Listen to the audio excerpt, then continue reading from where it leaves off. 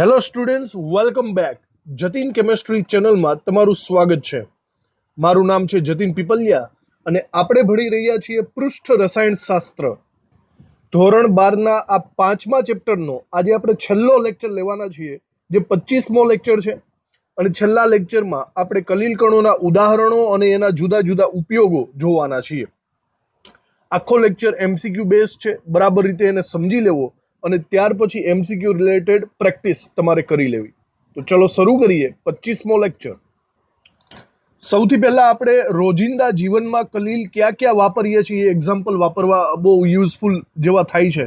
રોજિંદા જીવનમાં આપણે જે ખોરાક ખાઈએ છીએ તેનાથી લઈને જે વસ્તુઓ વાપરીએ છીએ એ દરેકની અંદર આજુબાજુ આપણને ક્યાંક ને ક્યાંક કલીલમય દ્રાવણો જોવા મળતા હોય છે.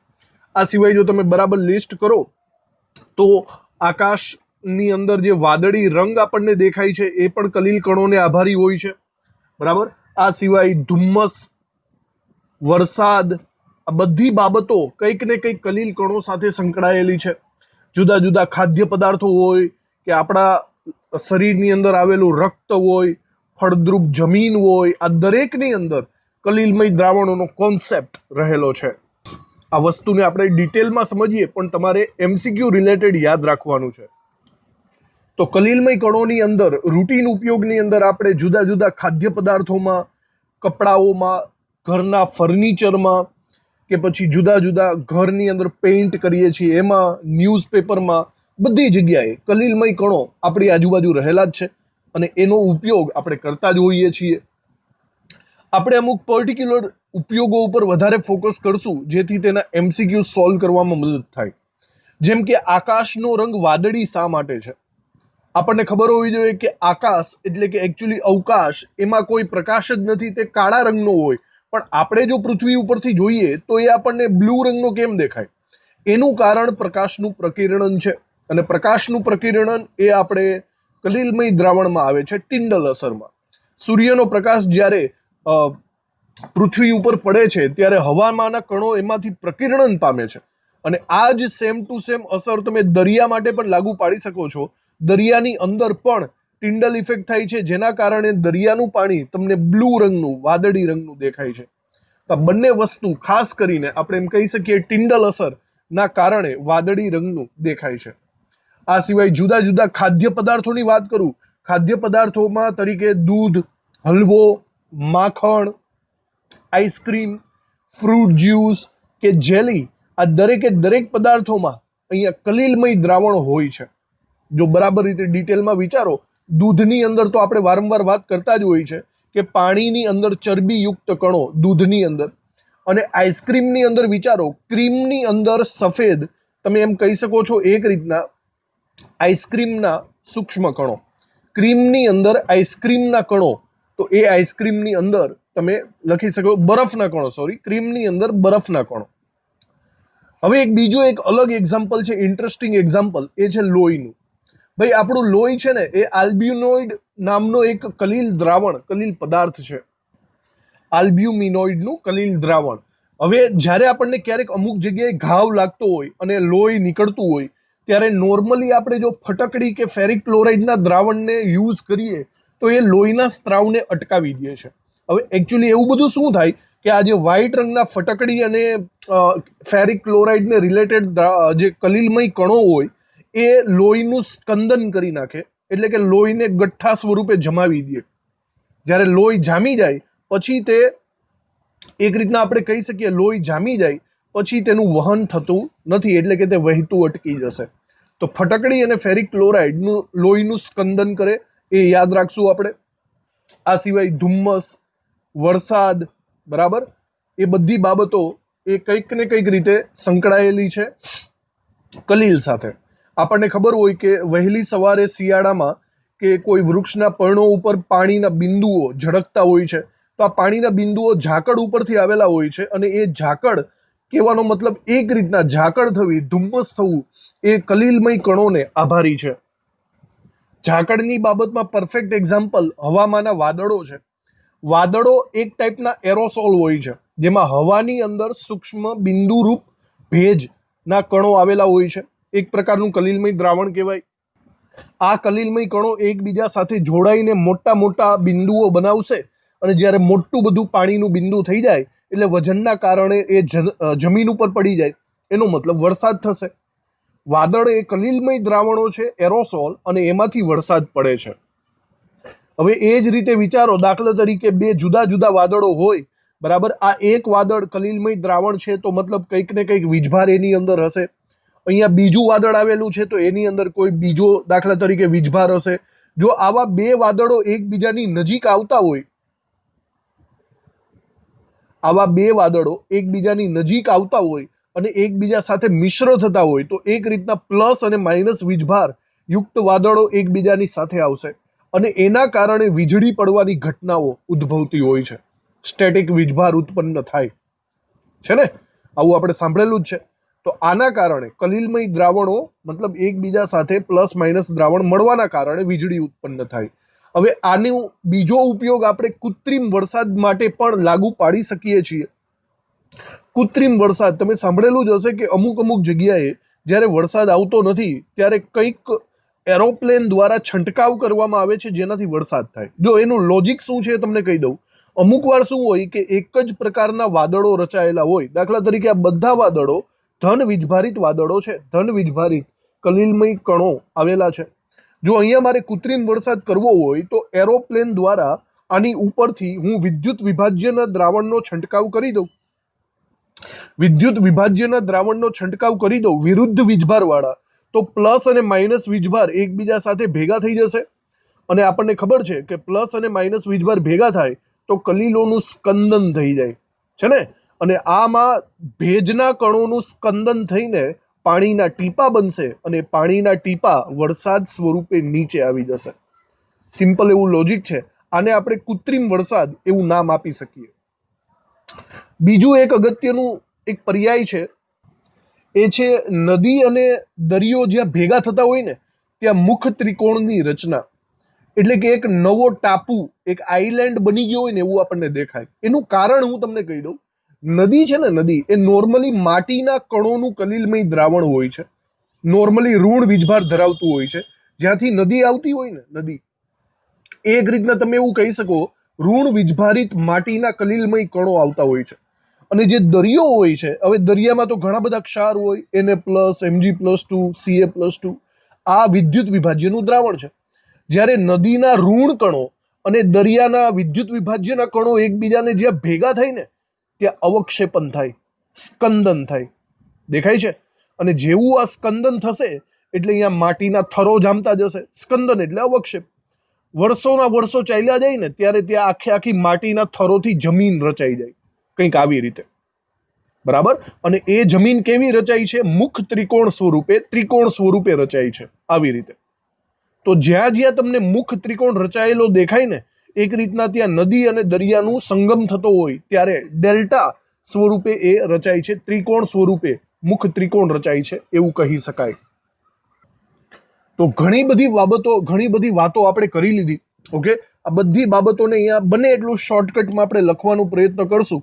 ઓકે, લખજો બરાબર રીતે, કારણ કે MCQs ની અંદર આ બધી વસ્તુ આવવાની છે. પહેલું આપણે આકાશના વાદળી રંગની વાત કરીએ. આકાશનો વાદળી રંગ, બ્લુ રંગ. તો એની અંદર અમુક અમુક ઇમ્પોર્ટન્ટ વસ્તુ આપણે લખી નાખીએ કે નોર્મલી આપણે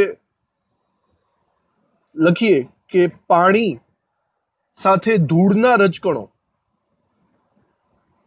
ધૂળના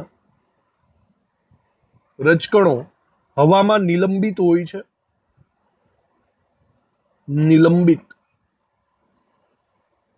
હોય છે, જે વાદળી રંગના પ્રકાશનું પ્રકિરણન કરે છે. આ પ્રકિરણન થવાના કારણે આપણને સમગ્ર આકાશ વાદળી રંગનું દેખાય છે. ઓકે, બાકી એકચ્યુઅલમાં વાદળી રંગનું હોતું નથી. બીજા એક્ઝામ્પલ તરીકે આપણે ધુમ્મસ, વરસાદ લખી શકીએ. ચલો એની અંદર લખીએ કે હવામાંનો ભેજ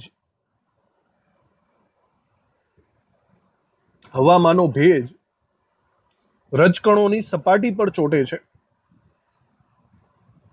રજકણોની સપાટી પર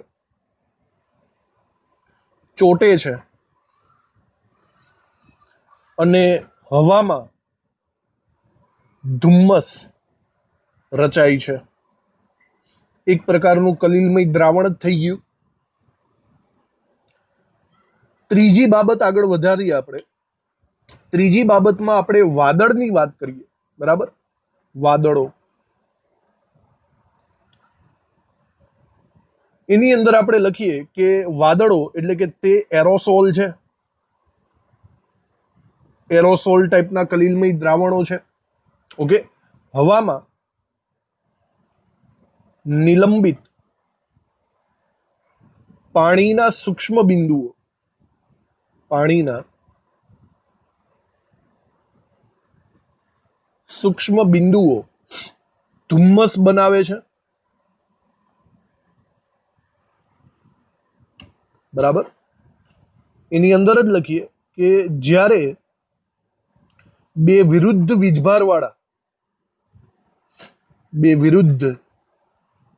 વીજભારવાળા વાદળ મળે છે, એટલે કે મિશ્ર થાય છે, ત્યારે સ્કંદન થઈને વરસાદ પડે છે અને વીજળી પણ થાય, વીજળી થાય. ઓકે, કૃત્રિમ વરસાદની વાત આપણે આની અંદર જ કરી નાખીએ. કૃત્રિમ વરસાદ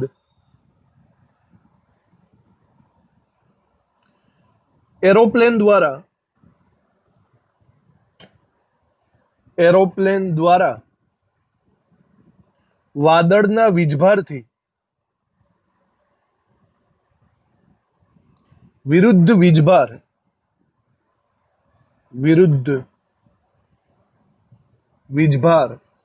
વાળા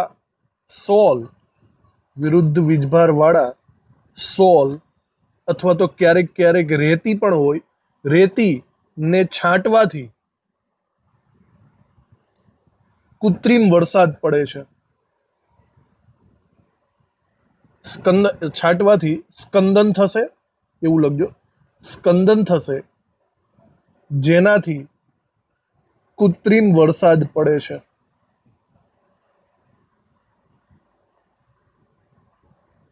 ઓકે, ચોથી બાબતમાં આપણે ખાદ્ય પદાર્થોના અમુક નામ લખી નાખીએ. એવા ખાદ્ય પદાર્થો કે જેની અંદર કલીલમય ફોર્મ્યુલા વપરાતી હોય, તો આપણે અહીંયા લખી શકીએ દૂધ, માખણ, હલવો, આઈસ્ક્રીમ, ઓકે, ફળોનો રસ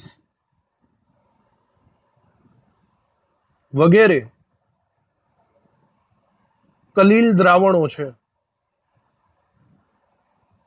બહુ ડિટેલમાં આપણે નથી લખતા, બસ આપણે આને યાદ રાખવાનું છે MCQ રિલેટેડ. પાંચમી વસ્તુમાં આપણે લોહી વિશે લખી શકીએ છીએ. લોહી, એક રીતના લોહીને જો આપણે લખીએ તો લોહી છે ને તે આલ્બ્યુમિનોઇડ પદાર્થનું કલીલ દ્રાવણ છે. પદાર્થનું કલીલ દ્રાવણ આપણે લોહીને કહી શકીએ છીએ. બરાબર, જ્યારે લોહી વહેતું હોય ત્યારે આપણે ફટકડી અને ફેરિક ક્લોરાઇડનું દ્રાવણ વાપરીએ તો ફટકડી અને ફેરિક ક્લોરાઇડ લોહીના સ્ત્રાવને રોકે છે. લોહીના સ્ત્રાવને રોકે છે. MCQમાં બરાબર યાદ રાખજો. બરાબર, એનાથી શું થાય છે? એનાથી લોહીનું સ્કંદન થશે. લોહીનું સ્કંદન થાય છે. એનાથી લોહી ગઠ્ઠા સ્વરૂપે જામી જાય છે. ઓકે, અને માટે વધુ લોહી વહેતું અટકી જાય છે, વહેતું અટકે છે, એવું આપણે કહી શકીએ. બરાબર, આ લોહીની બાબતમાં આટલી વસ્તુ આપણે સમજ્યું. છઠ્ઠો મુદ્દો એના પછી લખીએ ફળદ્રુપ જમીનની બાબતનો. નોર્મલી જે ફળદ્રુપ જમીન હોય છે એ ફળદ્રુપ જમીન હંમેશા કલીલમય હોય છે. કલીલમય હોય છે. ઓકે, એ કલીલમય હોય એનો મતલબ એમ થયો કે તે ભેજનું અને જુદા જુદા પોષક તત્વોનું અધિશોષણ કરી શકે છે. ભેજનું કે પોષક તત્વોનું અધિશોષણ કરે છે, એટલે કે પોતાની સપાટી ઉપર ચોંટાડી દે છે જમીનના કણો. અને એની અંદર એક ખાસ વસ્તુ છે, તેમાં મૃદુ વેરક, આ મૃદુ વેરક નામનો પદાર્થ એ સંરક્ષક કલીલ તરીકે વર્તે છે. સંરક્ષક કલીલ તરીકે વર્તે છે.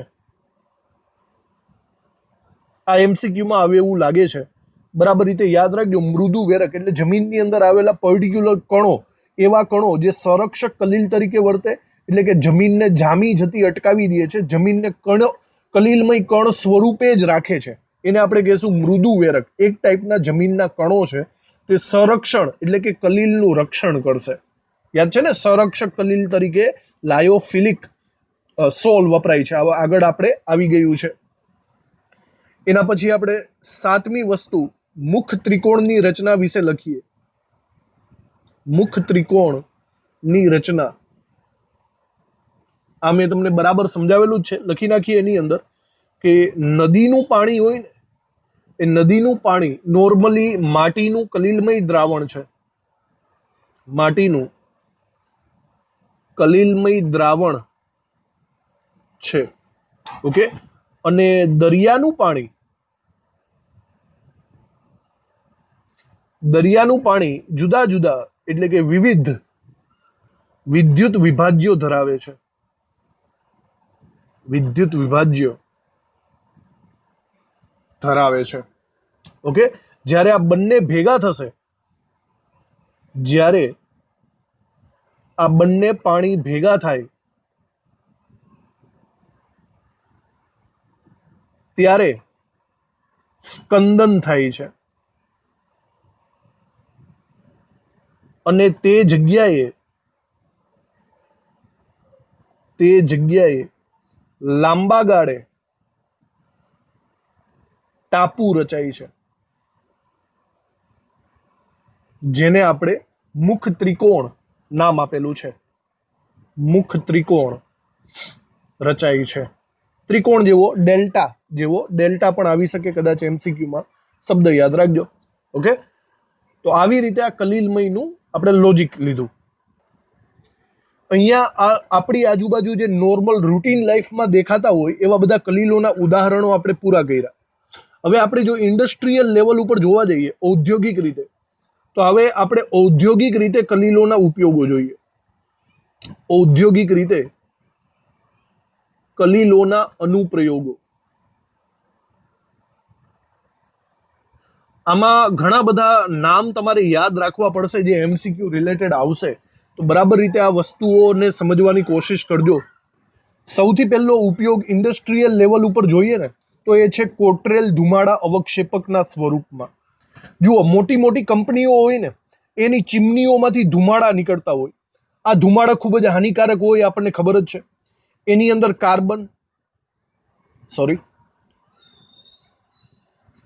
અંદર કાર્બન, આર્સેનિકના જુદા જુદા દ્રવ્યો, આવા જે હાનિકારક દ્રવ્યો છે, આર્સેનિકના દ્રવ્યો અને ધૂળ જેવા રજકણો, આવા હાનિકારક દ્રવ્યોના કારણે વાતાવરણ પ્રદૂષિત થાય. જો આવા હાનિકારક કણોને આપણે અહીંયા જ ધુમાડામાંથી કાઢી નાખીએ અને બાકીનો જે ગરમ હવા છે એને બહાર નીકાળીએ તો વાતાવરણ પ્રદૂષિત નહીં થાય. એના માટે એક ઉપાય છે કે ચીમનીની અંદર કોટ્રેલ ધુમાડા અવક્ષેપક મૂકવું. હવે આ કોટ્રેલ ધુમાડા અવક્ષેપક કેવું છે એ બરાબર રીતે સમજી લ્યો.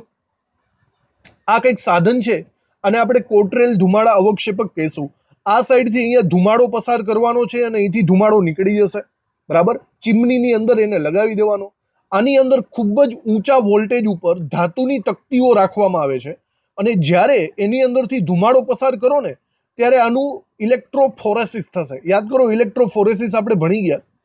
આ જે ધુમાડો છે કાર્બનનો, આર્સેનિકનો, એ કંઈક ને કંઈક પ્લસ કે માઇનસ વિદ્યુત ધ્રુવો ઉપર ચોંટી જશે, બરાબર, કણ સ્વરૂપે ચોંટી જશે અને બાકીની હવા નીકળી જશે. આ જે કણ સ્વરૂપે ચોંટેલો જે છે એ નીચે પછી પડી જશે. કહેવાનો મતલબ આપણે કાર્બન, આર્સેનિક જેવી અશુદ્ધિઓને કાઢી નાખી અને બાકીની ગરમ હવાને જવા દીધી. તો આ શબ્દ યાદ રાખજો, કોટ્રેલ ધુમાડા અવક્ષેપક. એક બીજું ઉદાહરણ આપણે લઈએ તો એ છે પાણીના શુદ્ધિકરણની અંદર. પાણીના શુદ્ધિકરણની અંદર ચલો હવે હું તમને કહી દઉં કે આપણે નોર્મલી કુદરતી રીતે જે પાણી આવતું હોય એ કુદરતી રીતે મળતું પાણી એ નોર્મલી અશુદ્ધ જ હોય, એની અંદર કંઈક પ્રકારની અશુદ્ધિઓ હોય. તો જો આપણે એની અંદર ફટકડીનો ઉમેરો કરીએ, ફટકડીનો, આવું તમે 11મા ધોરણમાં ભણી ચૂક્યા છો, ફટકડી પાણીનું શુદ્ધિકરણ કરે. તો ફટકડી એકચ્યુઅલી શું કરશે? ફટકડી આ જે અશુદ્ધિઓ છે એનું સ્કંદન કરી નાખશે અને સ્કંદન કરવાથી એ બધો કચરો પાત્રના તળિયે એકઠો થઈ જશે. ફટકડી પણ પાત્રના તળિયે ભેગી થઈ જશે અને સાથે સાથે જે કચરો છે, બરાબર, ઓગળેલી અશુદ્ધિ, ડહોળાસપણું છે, એ પણ ભેગું થઈ જશે અને આવી રીતે તમને શુદ્ધ પાણી પ્રાપ્ત થશે. સમજી ગયા? તો પાણીના શુદ્ધિકરણમાં પણ ઇન્ડસ્ટ્રીયલ લેવલે આ કોન્સેપ્ટ, કલીલનો કોન્સેપ્ટ જરૂરી છે. આવા ઘણા બધા ઉપયોગ છે, પણ આપણે જેમ જેમ ઉપયોગ જોતા જઈએ ને એમ લખતા જઈએ, એક સાથે નથી લખવું. 2 ઉપયોગ આપણે જોયા.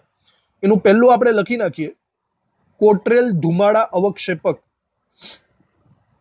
અવક્ષેપક એની થોડી ઘણી બાબતો આપણે શોર્ટકટમાં લખી નાખીએ. ધુમાડો એ કાર્બન આર્સેનિક સંયોજનો અને ધૂળનું કલીલમય દ્રાવણ છે. કલીલમય દ્રાવણ છે.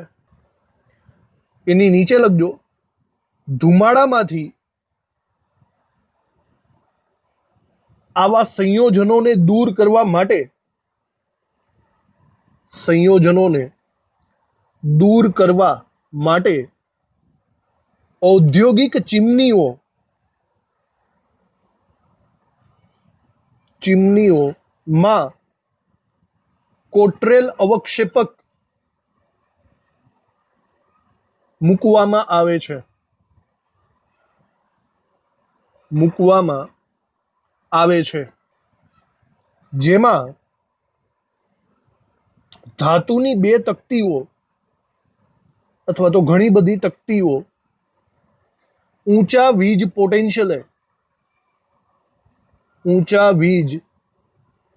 પોટેન્શિયલે ગોઠવવામાં આવે છે. ગોઠવવામાં આવે છે. તેનાથી કાર્બન જેવા કણો વીજભાર રહિત બને છે. વીજભાર રહિત બને છે અને ધાતુની તકતીઓ પર અવક્ષેપિત થાય છે. અવક્ષેપિત થાય છે. બાકીના ગરમ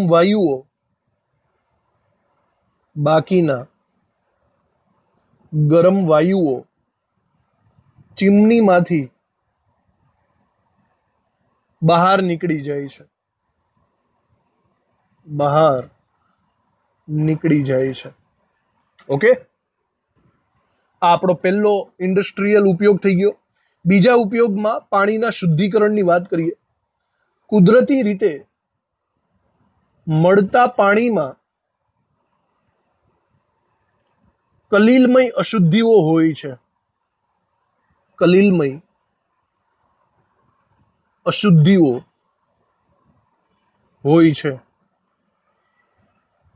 જો તેમાં ફટકડી ઉમેરીએ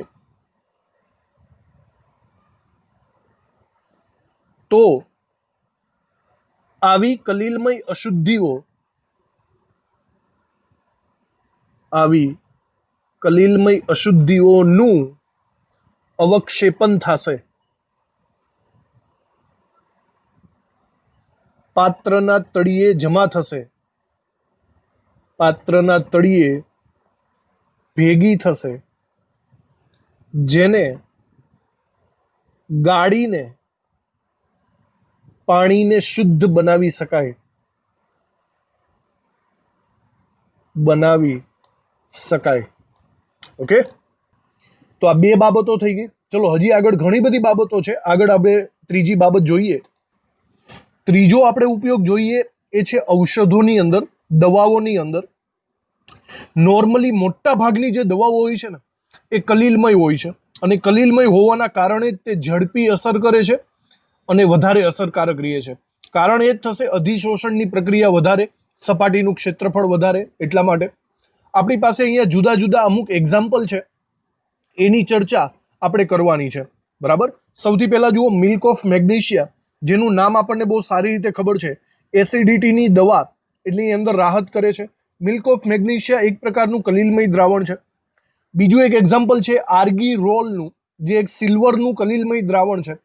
આ આર્ગીરોલ એ આંખ માટેના મલમમાં ઉપયોગી છે, આંખના ટીપાઓમાં ઉપયોગી છે, જે કલીલમય દ્રાવણ છે. ત્રીજું એક્ઝામ્પલ આપણે કલીલમય એન્ટીમની લઈ શકીએ છીએ, જે કાલાઝાર નામના રોગમાં ઉપયોગી છે. કાલાઝાર નામનો રોગ જે હાડકાઓની નબળાઈ માટે જાણીતો છે, તો એ કાલાઝારના રોગમાં ઉપયોગી થશે કલીલમય એન્ટીમની. પછી છે કલીલમય ગોલ્ડ. કલીલમય ગોલ્ડના ઇન્જેક્શન મોટાભાગે અંતઃસ્નાયુવી ઇન્જેક્શનમાં વપરાય છે. સ્નાયુઓની અંદરની જે પ્રક્રિયાઓને નોર્મલ બનાવવા માટે વપરાય એવા ઇન્જેક્શન. ઓકે, તો અમુક જે 4 ઉપયોગો હતા તે દવાઓની અંદર કલીલમય દ્રાવણોના અમુક એક્ઝામ્પલ થઈ ગયા. હવે આ સિવાય આપણે બીજું એક્ઝામ્પલ લઈએ ચામડાનું. ચામડાને એક રીતના કડક બનાવવાનું ચર્મ શોધન આપણે જેને કહી શકીએ એ ટેકનિક, જેને ટેનિંગ પ્રક્રિયા પણ કહેવાય છે. ઓકે, આની અંદર શું કરવામાં આવે, જે પ્રાણીઓના ચામડા હોય છે નોર્મલી કોઈને કોઈ કલીલમય દ્રાવણ અથવા તો કલીલમય કણોના હોય છે. આ પ્રાણીઓના ચામડાને ટેનિનના દ્રાવણમાં અથવા તો કોઈ ક્રોમિયમના ક્ષારના દ્રાવણમાં ડુબાડવામાં આવે છે, જેથી એનું સ્કંદન થઈ જશે અને સ્કંદન થતાં ચામડું છે ને એકદમ કઠણ બની જાય. નોર્મલી આ જે ચામડું હોય ને ધન વિજભારિત હોય, અને ટેનિનનું દ્રાવણ કે ક્રોમિયમ ક્ષાર એ જ્યારે એના ઉપર લાગે, સ્કંદન થાય એટલે એકદમ કડક થઈ જશે. કડક થઈ જાય તો પછી એનો તમે ઉપયોગ કરી શકો. આ પ્રક્રિયાને ચર્મ શોધન અથવા ટેનિંગની પ્રક્રિયા કહી શકીએ. ફોટોગ્રાફીની પ્રક્રિયામાં આપણને ખબર છે કે રોલ વપરાય છે, જે ફોટોગ્રાફિક ફિલ્મ હોય છે. એ ફોટોગ્રાફિક ફિલ્મ જો કે હાલમાં તો નથી વપરાતી, પહેલાના જમાનાની ફોટોગ્રાફિક ફિલ્મ છે એની રચના એ કંઈક કલીલમય દ્રાવણ જેવી છે. વિચારજો, એની અંદર શું કરવામાં આવે, જુદી જુદી ગ્લાસની પ્લેટ ઉપર, આવી કાચની કે જિલેટિનની પ્લેટ ઉપર, સેલ્યુલોઇડની પ્લેટ ઉપર, એમાં ઉપર જિલેટિન નાખવામાં આવે અને એ જિલેટિનની અંદર AgBr સિલ્વર બ્રોમાઇડનું કલીલમય દ્રાવણ ભરવામાં આવે. એટલે કે એની ઉપર એક પતલું એવું સ્તર મૂકવામાં આવે સિલ્વર બ્રોમાઇડનું. તો આ એક રીતના AgBr છે ને એ કલીલમય દ્રાવણ છે, જે ફોટોગ્રાફીની અંદર યુઝ થશે. તો આપણે એ બધી વસ્તુઓ જે હમણાં સમજ્યા એને લખી નાખીએ. ત્રીજા મુદ્દામાં આપણે ઔષધિઓની વાત લખી નાખીએ કે ઔષધિઓ એ મોટા ભાગે કલીલમય હોય છે,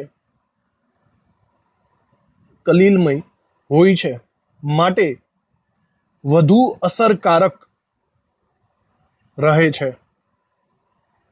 બરાબર. એનું કારણ એ છે કારણ કે તેને વિશાળ સપાટીનું ક્ષેત્રફળ મળી જાય છે, સપાટી ક્ષેત્રફળ મળી રહે છે, અને એના કારણે સહેલાઈથી પાચન પણ થાય છે, સહેલાઈથી પાચન થાય. ઓકે, એના કારણે ઔષધિઓ. હવે આવી ઔષધિઓના જુદા જુદા એક્ઝામ્પલ્સ છે જે આપણે લખવાના છે, હમણાં મેં કીધા એવી રીતે. પહેલું એક્ઝામ્પલ છે આર્ગીરોલનું. આર્ગીરોલ MCQમાં આવી શકે, જે સિલ્વરનો સોલ છે, સિલ્વરનું કલીલમય દ્રાવણ છે. બરાબર. અને એનો ઉપયોગ ક્યાં થાય, એનો ઉપયોગ આંખના મલમમાં, આંખમાં જે ટીપા નાખો છો એની અંદર એનો ઉપયોગ થાય છે. બીજું એક્ઝામ્પલ આપણે લઈએ કલીલમય એન્ટીમની. કલીલમય એન્ટીમનીનું દ્રાવણ. આ કલીલમય એન્ટીમની એ કાલાઝાર, એક રોગ છે, એ કાલાઝારની સારવારમાં વપરાશે. એના પછીનું એક્ઝામ છે કલીલમય ગોલ્ડનું. ગોલ્ડનું કલીલમય દ્રાવણ, એનો ઉપયોગ નોર્મલી અંતઃસ્નાયુવી ઇન્જેક્શનમાં થાય છે. ઇન્જેક્શનમાં. ત્યારબાદ એક બીજું છે milk of magnesia. Milk of magnesia ધોરણ 11માં એસ વિભાગમાં તમારે આવી ગયું છે, બરાબર. એક પ્રકારનું કલીલમય દ્રાવણ જ છે અને તેનો ઉપયોગ એસિડિટીની સારવારમાં થાય છે. એસિડિટીની સારવારમાં, પેટની હોજરીમાં જે તકલીફ પડે છે એ તકલીફમાં એનો ઉપયોગ થશે. તો આટલી વસ્તુ આપણે લખી એ ઔષધોને રિલેટેડ લખી નાખી. ચોથી વસ્તુ આપણે ચર્મશોધન રિલેટેડ લખીએ. ચર્મશોધનની પ્રક્રિયા અથવા તો એને ટેનિંગની પ્રક્રિયા તરીકે પણ ઓળખાય છે. ઓકે, એની અંદર આપણે લખીએ કે પ્રાણીઓના ચર્મ કલીલમય હોય છે. કલીલમય હોય છે, બરાબર. જ્યારે આ ચર્મ આ જે પ્રાણીઓના ચર્મ છે એ ધન વીજભારિત હોય છે. ધન વીજભારિત કલીલમય કણો ધરાવતા હોય છે. જ્યારે આ ચર્મની પ્રક્રિયા આપણે ટેનિનના દ્રાવણ સાથે અથવા તો કોઈ ક્રોમિયમના ક્ષાર સાથે કરીએ છીએ ત્યારે સ્કંદન થાય છે. અને સ્કંદન થવાના કારણે ચામડું કઠણ બને છે. ચામડું કઠણ બને. ઓકે, આ પ્રક્રિયાને આપણે ચર્મશોધન અથવા ટેનિંગ કહી શકીએ છીએ. ટેનિંગ કહે છે. એના પછી છે પાંચમા મુદ્દામાં સાબુ અને ડિટર્જન્ટની અથવા તો પ્રક્ષાલકો કહી શકો છો. સાબુ અને પ્રક્ષાલકોની સ્વચ્છીકરણ પ્રક્રિયા. તો ચલો, આ તો આગળ આપણે ભણી જ ગયા છે. સાબુ અને પ્રક્ષાલકોની સ્વચ્છીકરણની પ્રક્રિયાની અંદર મિશેલની ક્રિયાવિધિ આખી આવી જાય છે. આપણે અહીંયા ફરીથી એને રિપીટ નથી કરતા. મિશેલની ક્રિયાવિધિ, મિશેલ બનવાના કારણે સાબુની સ્વચ્છીકરણની પ્રક્રિયા થાય છે. એ આપણે આગળ ભણી ચૂક્યા છીએ, જે ઇન્ડસ્ટ્રીયલ લેવલ પર ઉપયોગી છે. છઠ્ઠી વાત આપણે ફોટોગ્રાફિક ફિલ્મની કહીએ. ફોટોગ્રાફિક પ્લેટ અથવા તો ફિલ્મ, એની આપણે વાત કરીએ. તો આ ફોટોગ્રાફિક પ્લેટ કે ફિલ્મ કેવી રીતે બને છે એની વાત આપણે અહીંયા લખી નાખીએ કે કોઈ ગ્લાસ પ્લેટ પર અથવા તો સેલ્યુલોઇડ પ્લેટ પર, સેલ્યુલોઇડ પ્લેટ પર એક કાચની પ્લેટ લેવામાં આવે અથવા સેલ્યુલોઇડની પ્લેટ લેવામાં આવે, એની ઉપર જિલેટિન અને AgBr નું મિશ્રણનું સ્તર લગાવવામાં આવે છે. જિલેટિન અને AgBr નું સ્તર લગાવવામાં આવે. આમાંથી મેઇન ફોકસ કરો AgBr ઉપર. AgBr છે ને એ પ્રકાશ સંવેદી છે. પ્રકાશ સંવેદી એટલે કે એની ઉપર ડાયરેક્ટ છપાઈ જાય. કંઈક પ્રકાશનું કિરણ પડ્યું હોય ને તો એ ડાયરેક્ટ છપાઈ જાય એવું પ્રકાશ સંવેદી છે. અને એક પ્રકારનું પાયસ છે. પાયસ ધેટ મીન્સ ઇમલ્શન. AgBr નું ઇમલ્શન ફોટોગ્રાફિક પ્લેટની અંદર વપરાય છે એવું તમે કહી શકો છો. 6 ઉપયોગ થયા. હજી 2 ઉપયોગ આપણે જોવાના છે, ખાસ કરીને રબર ઉદ્યોગનું. આપણને બહુ સારી રીતે ખબર છે કે રબર એ અમુક વૃક્ષોમાંથી મળતું એક ક્ષીર પ્રવાહી છે, જેને ઇંગ્લિશમાં લેટેક્સ કહેવાય. આ નોર્મલ રબર, કુદરતી રબર આપણા કોઈ કામનું નથી હોતું, પણ આપણે એને બરાબર રીતે બનાવવું પડે છે. તો નોર્મલી આ જે ક્ષીર લેટેક્સ છે એનો મતલબ એ તો કલીલમય દ્રાવણ જ છે. જો તમે એનું સ્કંદન કરશો તો એ સ્કંદન દ્વારા આપણને ઘટ્ટ રબર મળશે અને એ રબર આપણે યુઝફુલ, એ આપણા કામનું રબર થશે. સમજ પડી? નોર્મલી જે કુદરતી રીતે રબર મળે એ એટલું બધું મજબૂત નથી હોતું, એ આપણે આગળ પોલિમર ચેપ્ટરમાં ભણવાનું જ છે, પણ એનું જ્યારે સ્કંદન કરીએ એ આપણા માટે ઉપયોગી રબર થશે. આ સિવાય આપણે જુદી જુદી ઔદ્યોગિક નિપજોની વાત કરી લઈએ. બરાબર, બહુ હવે ડિટેલ નથી. જુદા જુદા રંગ, શાહી, પ્લાસ્ટિક, એના અમુક એક્ઝામ્પલ છે આપણી પાસે. આવી રીતે જુદા જુદા શાહીના પદાર્થો હોય, જુદા રંગો આવેલા હોય. લ્યુબ્રિકન્ટ એટલે કે એક રીતના ઊંજણ કાર્યમાં વપરાય, ગ્રેફાઇટનું ઊંજણ હોય, સિમેન્ટ હોય, સિન્થેટિક પ્લાસ્ટિક હોય કે ધુમાડા હોય. આ દરેકની અંદર ક્યાંક ને ક્યાંક ઔદ્યોગિક નિપજો, આ બધાની અંદર કલીલમય દ્રાવણો સંકળાયેલા છે. બરાબર, તો આ બધી વસ્તુઓ અહીંયા હવે પૂરી થઈ. ઔદ્યોગિક અનુપ્રયોગો અહીંયા પૂરા થયા. 7મા મુદ્દામાં આપણે રબરની વાત લખી નાખવાની છે. 7મા મુદ્દામાં રબર ઉદ્યોગ. ચલો, રબર ઉદ્યોગ એમાં આપણે લખી શકીએ કે વૃક્ષમાંથી મળતું ક્ષીર એટલે કે જે કુદરતી રબર છે, જેને ઇંગ્લિશમાં લેટેક્સ તરીકે ઓળખવામાં આવે છે, એ રબર કણોનું કલીલ દ્રાવણ છે. રબર કણોનું કલીલ દ્રાવણ છે. બરાબર, અને એ નોર્મલી ઋણ વીજભારિત હોય છે. ઋણ વીજભારિત કલીલ કણો એની અંદર હોય છે. જ્યારે આ ક્ષીરનું સ્કંદન કરવામાં આવે, આ જે ક્ષીર છે એનું સ્કંદન કરવામાં આવે છે, ત્યારે આપણે રબર મેળવાય છે. ક્ષીરનું સ્કંદન કરીને રબર મેળવવામાં આવે છે, એવું તમે સમજી શકો છો અહીંયા.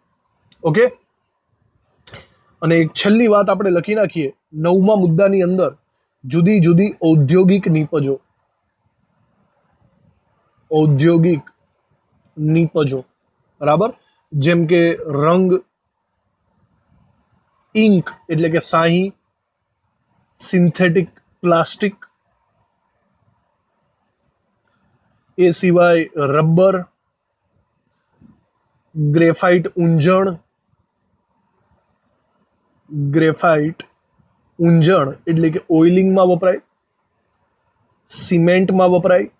આ બધી ઔદ્યોગિક નિપજો કંઈક ને કંઈક રીતે કલીલમય દ્રાવણો સાથે સંકળાયેલી છે. તો ફાઇનલી ચલો, આ બધા ટોપિક અહીંયા ફિનિશ થાય છે. આખું ચેપ્ટર અહીંયા ક્લોઝ આપણે કરીએ છીએ. તમે બરાબર રીતે નોટબુકમાં લખેલું હશે એવી આશા રાખું છું. હવે આપણે આગળ વધશું કંઈક નવા જ ચેપ્ટર સાથે. થેન્ક યુ આ આખું ચેપ્ટર અટેન્ડ કરવા માટે. હવે મળશું નેક્સ્ટ ચેપ્ટરમાં. Thank you.